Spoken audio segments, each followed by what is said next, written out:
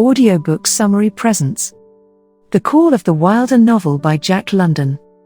Buck, a powerful dog, half St. Bernard and half sheepdog, lives on Judge Miller's estate in California's Santa Clara Valley.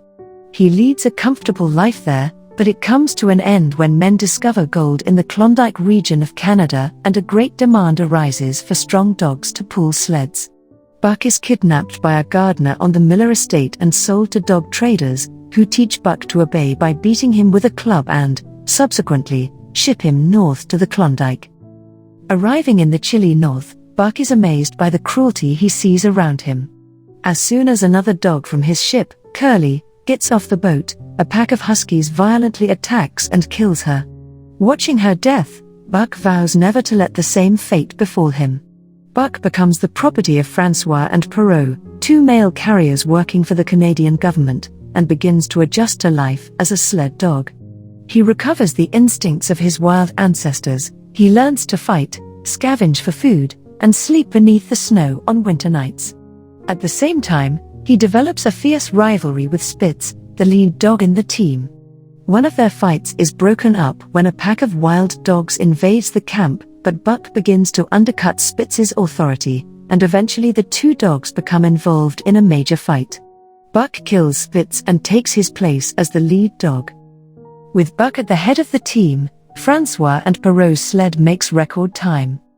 However, the men soon turn the team over to a mail carrier who forces the dogs to carry much heavier loads.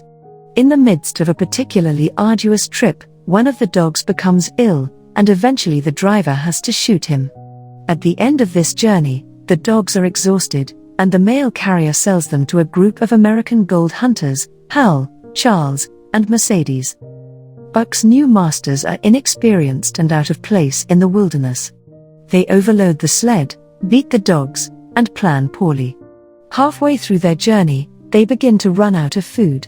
While the humans bicker, the dogs begin to starve, and the weaker animals soon die. Of an original team of 14, only 5 are still alive when they limp into John Thornton's camp, still some distance from their destination. Thornton warns them that the ice over which they are traveling is melting and that they may fall through it. Hal dismisses these warnings and tries to get going immediately. The other dogs begin to move, but Buck refuses. When Hal begins to beat him, Thornton intervenes, knocking a knife from Hal's hand and cutting Buck loose. Hal curses Thornton and starts the sled again, but before they have gone a quarter of a mile, the ice breaks open, swallowing both the humans and the dogs.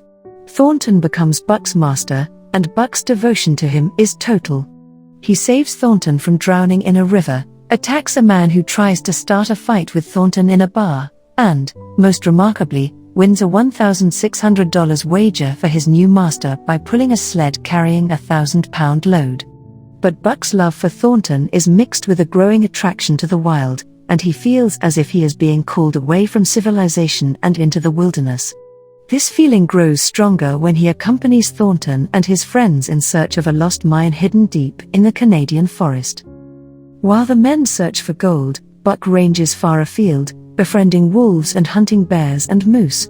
He always returns to Thornton in the end, until, one day, he comes back to camp to find that Yehat Indians have attacked and killed his master.